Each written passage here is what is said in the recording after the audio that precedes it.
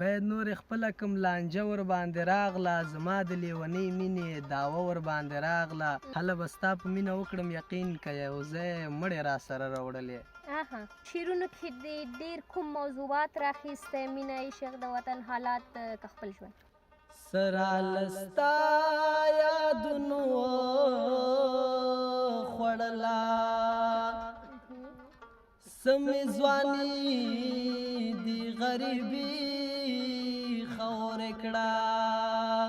بې تعلیمي د علم نشته لویه خدایه زما، د قلمو دکان کې وګوره بمونه خرڅوي. شعر شاعرۍ سره مو څنګه مینه او علاقه پیدا شوه؟ د څه وخت نه، کوم وخت نه، څومره عمر کې؟ ضمیر یې مړ، وجدان یې مړ شو، په دې ځوان څه وشو، وطن یې خرڅ که اوس د خپل بابا هډونه خرڅوي. مل په خدای که د کمال شعر وي خپل شعر. زه څه وکړم ستا ومنم د ژوند نه لاس په سر شم، زه څه وکړم ستا ومنم د ژوند نه لاس په سر شم، د مینې نه توبه وکړم د مینې نه منکر شم. السلام علیکم قدرمنو لیدونکو، هیله لرم چې ښه واوسئ. نن ورځ تاسو لپاره مو ادبي خپرونه چمتو کړې ده چې ادبي مرکه لرو. د قدرمن ځوانو شاعرانو له جملو څخه پوهاند رنځور صاحب سره مرکه لرو. تاسو د خپرونې او د مرکې تر پایو شیبو له موږ سره پاتې شئ. تاسو ته سلامونه، جوړ په خیر راغلی زموږ خپرونې ته. وعلیکم سلام. زه هم په خپل وار سره تاسو ته او ستاسو د څپې ټولو مینهوالو ته یو ځانګړی سلام وړاندې کوم. خدای دې وکړي چې روغ او جوړ به هرکلی مو پلې مو. مننه، ډېره مننه رنځور صاحب. تاسو خپله لیدونکو ته نور ځان معرفي کړئ چې د کوم ځای اوسېدونکی او تعلیم مو څومره کړې ده او فلحال په څه کارونو بوخت دی؟ ډېره مننه. زما نوم پوهاند رنځور دی، اصلي د لغمان ولایت مرکز اړوند کټل د سیمې اوسېدونکی یم. تعلیم مې هم شکر الحمدلله له 12 نه فارغ یم او فعلا د اقتصاد له وجې خیاطي کوم، د کابل کې یو شرکت کې کار کوم. ډېر ښه، کامیاب اوسئ. شعر و شاعرۍ سره مو څنګه مینه او علاقه پیدا شوه؟ د څه وخت نه، کوم وخت نه، څومره عمر کې وئ؟ ډېره مننه. شعر و شاعري خو مې له ماشومتوبه شوق او ذوق و، خو چې شعر لیکل مې پیل کړي فعلا یعنې د یو 15 کاله شاوخوا کېږي. لومړی شعر مو کله ولیکئ؟ لومړی شعر مې داسې یو 15 کاله مخکې لیکلی. آیا هغه لومړنی شعر مو تاسو ته اوس زده ده؟ هو بلکل. ښه، د هغه لومړني شعر نه تاسو یو څو بیتونه ووایئ. ډېره مننه چې باید نور خپله کوم لانجه ور باندې راغله، زما د لیونۍ مینې دعوه ور باندې راغله. باید نور خپله کوم لانجه ور باندې راغله، زما د لیونۍ مینې دعوه ور باندې راغله. پرون راته چا وویلې چې ستاسو چم ته راغله، ښکارېږي راته داسې جوړه شپه ور باندې راغله. پرون راته چا وویلې چې ستاسو چم ته راغله، ښکارېږي راته داسې جوړه شپه ور باندې راغله. هغه خو لا وړه ده بیا به ته که زیړه ووړي، ای خدایه دا به څه کوم روژه ور باندې راغله. ډېر ښکلی، ډېر په زړه پورې. او اوسني شعرونو څخه مو یو شعر موږ ته ووایئ. اوسني شعرونو څخه لکه اوس څومره وخت مخکې دي کوم شعر لیکلی؟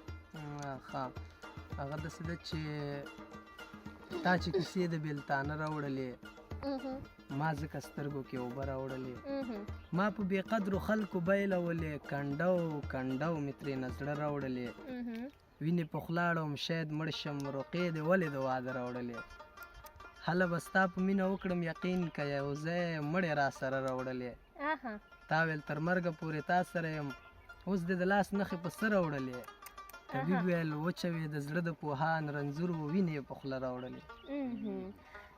رنځور صاحب، د لومړني شعر او اوسني شعر ترمنځ پوخوالی تاسو په څه کې ګورئ خپل شعرونو کې؟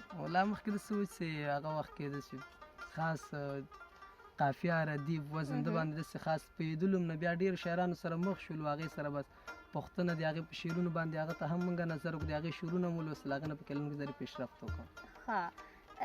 شعرونو کې دې ډېر کوم موضوعات راخیستی؟ مینه، عشق، د وطن حالات که خپل ژوند؟ نه، ټول مې پکې راغیستي دي، یعنې مختلف شعرونه دي چې بعضې د مینه ده، بعضې د وطن حالات دي، بعضې خپل اقتصادي ژوند ده. هغه کوم غزل دی چې ستاسو خپل غزل چې ستاسو ډېر خوښیږي؟ طبعا د شاعرانو خو ټول غزلې ټول شعرونه د هغوی لکه اولادونه دي، بالکل. خو یو خاص او ځانګړی غزل چې هغه تاسو ته ډېر خوند درکوي، ستاسو کوم یو غزل؟ زما د خوښې شعر چې کوم یو دا هغه دا ده چې بولي پرې شوې ده، لګیا دي خپل سرونه خرڅوي، څو پښتانه دي لیلام شوي خپل کورونه خرڅوي، ضمیر یې مړ وجدان یې مړ شو، په دې ځوان څه وشو، وطن یې خرڅ که اوس د خپل بابا هډونه خرڅوي. بې تعلیمي ده، علم نشته لویه خدایه زما، د قلمو دکان کې وګوره بمونه خرڅوي. بې تعلیمي ده، بې تعلیمي ده، علم نشته لویه خدایه زما، د قلمو دکان کې وګوره بمونه خرڅوي. دا رنځور څومره بې هوسه بې شعوره پاتې چې دا د زړونو په دکان کې خپل لفظونه خرڅوي.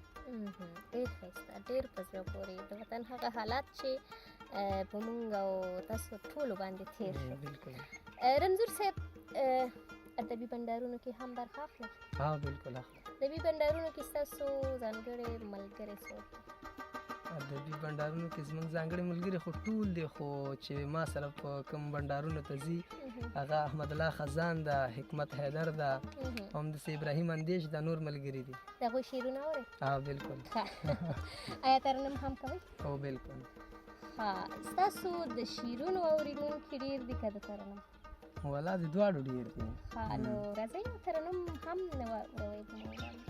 ډېره مننه. زه به هم درته یو غزل ترنم کوم، خو البته چې تکراري به هم ډېر چې غم د ژوند په خوند پوی نه کړما، اے غم تا می زندگی خور کړه،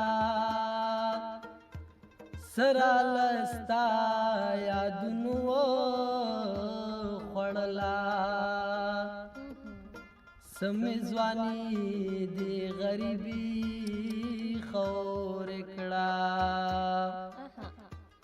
سرا لستا یادونو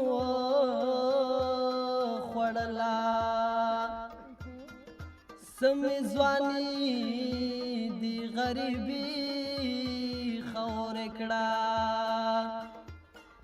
څنګه چې زه یې له زړګي نه خلاص کړم، داسې هغه مې په زړګي خور کړه، اوس د طبیب په دارو نه رغېږي، ما سینه داسې په لوګي خور کړه، پوهان ته وکتل او دای ویل زما ځواني خو دې سړي خور کړه.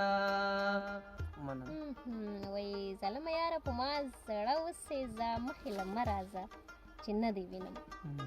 دا هم ستاسو ترنم ته ډالۍ. مننه. د مشر شاعرانو څخه کوم شاعر ډېر خوښوئ؟ مشر شاعران چې دا شاعران خو ټول د قدر وړ شاعران دي، خو زما د خوښې شاعر م او چې تعقیبوم یم هغه محمد ګل منصور ده. منصور صاحب. صابر باقر، د دوی دواړو نه کوم یو تعقیبوئ؟ باقر صاحب. باقر صاحب. زه به یو غزل ووایم څنګه چې مې د خپرونې یا د مرکې لومړی سر کې وویل. زه څه وکړم ستا ومنم، د ژوند نه لاس په سر شم، د مینې نه توبه وکړم، د مینې نه منکر شم. دا غزل چا دی؟ دا به د باقر صاحب دی. تاسو د باقر صاحب تعقیب نه داسې چې مکمله شاعري مو ورته نه تعقیب کړي، کتاب نه بعضې بس کتاب چې کوم کتاب دی هغه راغلی دی، حواله پکې شګې دي که څه دي، هغه کتاب هم ورته کتلی، پنځم موسم کتاب مې ورته کتلی ده، هغه کې بعضې شعرونه هم کتلي کوم چې محفظه کې ناست دي هغه هم کتلي دي پکې. دا پوښتنه مو هم صحیح ځواب نه کړو، البته دا د صابر صاحب دی. وایي ویرېږم ګنې پوه یم په هر څه پروردګاره، حالاتو راته لاس ایښی په خوله پروردګاره. د چا غزل؟ د چا د غزل بیت دی؟ باقر. باقر. قدرمن لیدونکو آیا دا د باقر صاحب دی؟ تاسې په کمنټ کې ولیکئ. نو څه فکر کوئ دا د باقر صاحب دی او که د محمد؟ غزل خو مې اورېدلی ده، خو دونه فکر کې مې کار نه ده کړی چې د باقر صاحب ده که د صابر صاحب ده، خو غزل مې اورېدلی و ډېر. ښه دا د باقر صاحب دی او که د محمد ګل منصور؟ دا د محمد ګل منصور. حالاتو راته لاس ایښی په خوله پروردګاره باقر صاحب. ښه نو قدرمن لیدونکو د باقر صاحب غزلې هم دوی اوري، مطالعه کوي، خو د صابر صاحب غزلې باقر صاحب ته واړول او د باقر صاحب غزلې صابر صاحب ده. د مرکې په پایو شیبو کې راځئ او جالبه خاطره مو هم موږ سره شریک کړئ.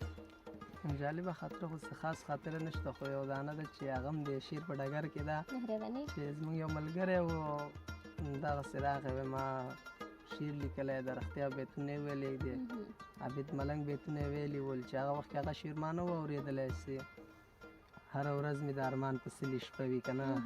دغه غزلې راته ویلې، رښتیا زه ډېر خوشحاله شوم، ډېر لوړ بیتونه یې لیکلي ول. وی دا ما لیکلی دا ما داسې وی ته دا رقم شاعري د عابد ملنګ صاحب په طرحه باندې غزل لیکلی؟ نه همغه ټول غزل یې راته وویلی دي، هغې غزل یې راته وویل. هو وی دغسې دا غزل ما لیکلی. رښتیا چې زه ډېر خوشحاله شوم، مالې ښه ده چې خو ډېر تعجب کې هم پاتې شوم چې داسې یو سړی په ژوند کې غزل نه لیکلی، هغه دې بیا دا رقم غزل ولیکي. هغه رښتیا چې څېړنه مو کړه، پوښتنه مو کړله، غزل د عابد ملنګ صاحب. ښه لکه یو څو بیتونه ما لیکلي وو، یو چا ته مې وښودل، ورته مې وویل هغه بیتونه، نو هغه راته وویل وی واه د کمال شعر دی. ما په خدای که د کمال شعر وي خپل شعر ښه نو له تاسو نه هم ډېره زیاته مننه. کور ودان خوشحاله اوسئ چې موږ ته مو وخت راکړ. له تاسو نه هم په راتلو مو خوشحاله شوم، هر کله راشي ژوندی اوسئ. کور ودان. قدرمن لیدونکو ادبي بنډار له رنځور صاحب سره تر همدې ځایه پورې و. هیله ده چې د ادبي مرکه او خپرونې څخه به مو خوند اخیستی وي. تر بیا ښه وختونه ښې چارې لوی الله مو مل شي.